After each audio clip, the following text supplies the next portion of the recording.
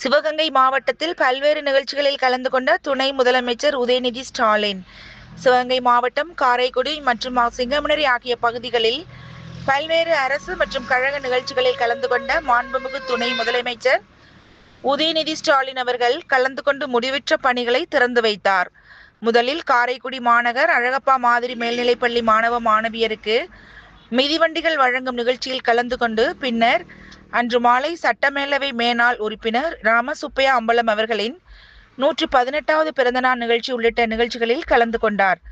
மறுநாள் காலையில் சிங்கமுனரியில் பேரறிஞர் அண்ணா மன்றம் தாணை தலைவர் டாக்டர் கலைஞர் சிலை, முன்னாள் அமைச்சர் சே மாதவன், சிங்கமுனரி பேரூராட்சி மன்ற கட்டடம் திறப்பு, மாவட்ட சுற்றுச்சூழல் அணி மாவட்ட அமைப்பாளர் SSA வல்லபாய் அவர்களின் ஏற்பாட்டில் அவரது சொந்த பெரியப்பா சட்டமன்ற முன்னாள் உறுப்பினர் கழக அமைப்பு செயலாளர் சேதுநாட்டு செல்லக்கிளி என்று டாக்டர் கலைஞர் அவர்களால் அன்போடு அழைக்கப்பட்ட எஸ் தென்னரசு அவர்களின் மார்பளவு சிலை திறப்பு விழா ஆகிய நிகழ்ச்சிகளில் கலந்து கொண்டார்.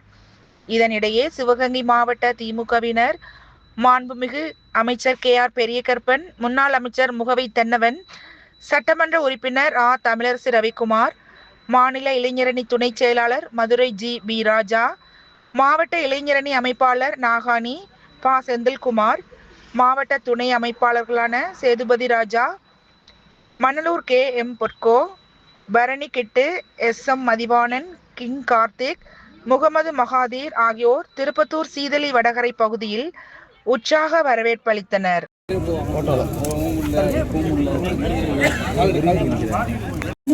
மாற்றுத்திறனாளிகளுக்காக பல நலத்திட்டங்களை செயல்படுத்தி கொண்டிருக்கிறார்கள் நம்முடைய துணை முதலமைச்சர் அவர்கள்.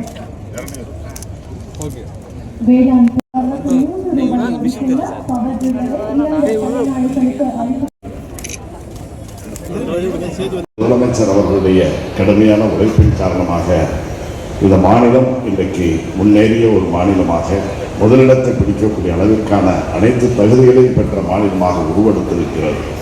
அப்படிப்பட்ட அந்த முதலமைச்சர் அவர்களுடைய உழைப்பிற்கு உறுதுணையாக, அவருக்கு உற்றவர்களாக பலர் இருந்தாலும் கூட, நம்முடைய தமிழ்நாட்டின் துணை முதலமைச்சராக பொறுப்பேற்றிருக்க வருகை தந்திருக்கின்ற நம்முடைய மாண்புமிகு துணை முதலமைச்சர் அவர்களுடைய உழைப்பும் ஒத்துழைப்பும் ஈடு இணையற்றது என்பதை நான் இந்த நல்ல நேரத்தில் எடுத்துச் செல்ல கடமைப்பட்டிருக்கிறேன். ஆக இப்படி சீர்கெட்ட இந்த நிர்வாகத்தை சீர்தூக்கி நிறுத்திய நம்முடைய முதலமைச்சர் அவர்களுடைய நிர்வாக நடவடிக்கைகளால், மனிதநேயமிக்க செயல்பாடுகளால் இன்றைக்கு அவர் இந்தியாவின் நம்பர் 1 முதலமைச்சர் என்று எல்லோரும் பாராட்டக்கூடிய முதலமைச்சராக இருக்கிறார்.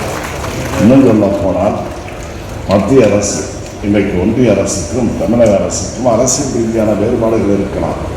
ஆனால் அந்த ஒன்றிய அரசு தருகின்ற தரவுகளில் இந்தியாவில் இருக்கக்கூடிய அனைத்து மாநிலங்களிலும் தமிழகம்தான் சிறந்த மாநிலமாக, முன்னேறுகின்ற மாநிலமாக இன்றைக்கு இருக்கிறது என்பதை அந்த அரசியலை ஒத்துக்கொள்ளுகின்ற, அவர்கள் தருகின்ற அந்த தரவுகளை இன்றைக்கு சான்றாக அமைந்திருக்கிறது. குறிப்பாக பல்வேறு துறைகள், அந்த துறைகளில் முதலமைச்சர் அவர்கள் அவருடைய அமைச்சரவை எனக்கு தந்திருக்கக்கூடிய கூட்டுறவுத்துறை கூட நீங்கள் பார்த்தீங்கன்னா, இந்தியாவிற்கே தொன்மையும் பழமையும் மிக்க ஒரு கூட்டுறவு அப்படின்னா நம்முடைய தமிழக கூட்டுறவு தான். இங்குதான் 1904களில் திருவள்ளூர் மாவட்டத்தில் திருவூர் என்ற ஊரில் இந்த கூட்டுறவு இயக்கம் முதல்ல தொடங்கியிருக்கு. ஆக இந்தியாவில் வேறு எந்த மாநிலத்திலும் இந்த கூட்டுறவு தொடங்காத காலகட்டத்தில் தொடங்கியது மட்டுமல்லாமல், இந்திய துணைக்கண்டத்தில் இன்றைக்கு தலை சிறந்த கூட்டுறவு நிர்வாகம் நடைபெறுகின்ற மாநிலம் நம்முடைய தமிழ்நாடு என்று பெயர் பெற்றிருக்கிறது. வைக்குமாறு அன்புடன் கேட்டுக்கொள்கிறோம்.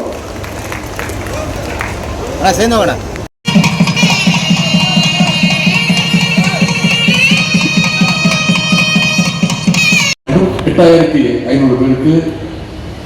89 கோடி ரூபாய் மதிப்பீட்டில் பல்வேறு நலத்திட்ட உதவிகளை இந்த மேடையில் வழங்கி வருகின்றோம். கடந்த ஜூன் மாதம் தான் இதே சிவகங்கை மாவட்டத்திற்கு வருகின்றேன். அப்போதும் சிவகங்கையில் பல்வேறு நலத்திட்ட உதவிகளை இதே போன்ற ஒரு சிறப்பான நிகழ்ச்சியை வழங்கினேன். இப்போது மீண்டும் 4 மாதங்களில் திரும்பி வந்திருக்கின்றேன். இன்றைக்கும் பல்வேறு நலத்திட்ட உதவிகளை வழங்க இருக்கின்றேன்.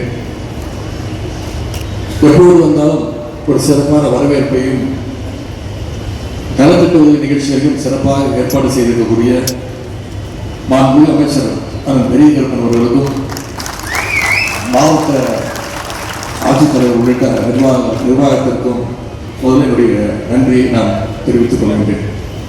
இன்றைக்கு புதிய திட்டங்களுக்கு அடிக்கல் நாட்டியிருக்கிறோம். அதுபோல முடிவுற்ற திட்டங்களுக்கும் நம்ம இன்னைக்கு துவங்கி வச்சிருக்கிறோம். அதில் மிக முக்கியமாக நம்முடைய விளையாட்டுத்துறையின் சார்பாக மானாமதுரை தொகுதியில் உள்ள மாங்குளத்தில் 3 கோடி ரூபாய் மதிப்பீட்டில் புதிய மினி ஸ்டேடியம் கட்டுகின்ற அந்த பணியை இன்றைக்கு துவங்கி வைத்திருக்கின்றோம்.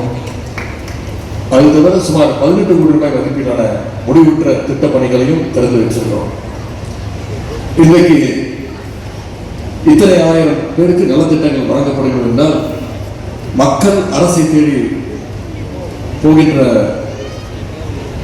அந்த நிலைமையை மாற்றி இன்னைக்கு அரசு மக்களை தேடி செல்ல வேண்டும் என்ற அந்த எண்ணத்தை நம்முடைய முதலமைச்சர் அவர்கள் எங்களுக்கு எல்லாம் அதை சொல்லிக் கொடுத்து வருகின்றார். நம்முடைய முதலமைச்சர்களை பொறுத்தவரை திட்டங்களை அறிவிப்பதோடு அவர் நிற்பதில்லை. தொடர்ந்து பல்வேறு ஆய்வுக் கூட்டங்களை நடத்தி, இன்ஸ்பெக்ஷன்களை நடத்தி, ரிவ்யூ மீட்டிங்களை நடத்தி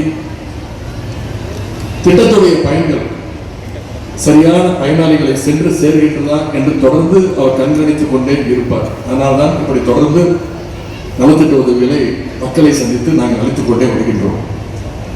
அதனால நம்முடைய திராவிட மாநில அரசுடைய திட்டங்களால் பயனடையாத வீடே தமிழ்நாட்டில் இல்லை என்று சொல்லும் அளவுக்கு நம்முடைய திட்டங்கள் ஒவ்வொரு இல்லத்திற்கும் சென்று சென்றிருக்கிறது. இன்றைக்கு நம்முடைய முதலமைச்சர் அவர்கள் செயல்படுத்தியுள்ள பல்வேறு திட்டங்களை இன்னைக்கு ஒட்டுமொத்த இந்தியாவை பாராட்டிக் கொண்டிருக்கிறது. 4 வருடங்களுக்கு முன்பு 2021ஆம் ஆண்டு நம்முடைய முதலமைச்சர் அவர்கள் முதலமைச்சராக பொறுப்பேற்ற பின் முதல் நாள் அவர் போட்ட 5 கையெழுத்துகள்ல முதல் கையெழுத்து மகளிருக்கான இந்த விடியல் பயண திட்டம் தான். அவர்களை தொடர்ந்து திரு நாகசாமி அவர்களை மேடைக்கு வருமாறு அன்புடன் அழைக்கிறோம். உழவர் உற்பத்தி தொடர்ந்து அழகு அவர்களை மேடைக்கு வருமாறு அன்புடன் அழைக்கிறோம். ரூபாய்க்கான காசோலை வழங்கப்படுகிறது. தொடர்ந்து ஏஎல் மாதவன் அவரை தொடர்ந்து அன்பரசி அவர்கள் மக்கள் வழங்கி சிறப்பித்துக் கொண்டிருக்கிறார்கள். தொடர்ந்து திருப்பதி அவர்களை கலைஞரின் கனவு இல்லம் திட்டத்தின் கீழ் 3,10,000 மதிப்புள்ள வீட்டின் சாவியினை பெற்றுக்கொள்ள அன்புடன் அழைக்கிறோம். பாலகௌரி அவர்களுக்கும் அலுவலக உதவியாளர் பணி நியமனம் வழங்கப்பட இருக்கிறது. ஒருமுறை திட்டத்தின் கீழ் வீட்டுமனை பட்டா வழங்கப்படுகிறது.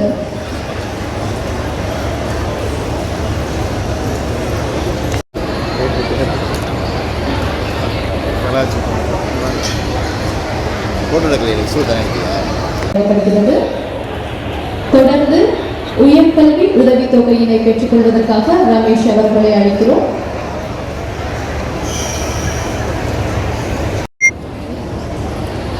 தொடர்ந்து கல்வி உதவித்தொகையை பெற்றுக் கொள்வதற்காக ஜமால் ராஜா அவர்களை அன்புடன் அழைத்து சிறப்பிக்க மாண்புமிகு துணை முதலமைச்சர்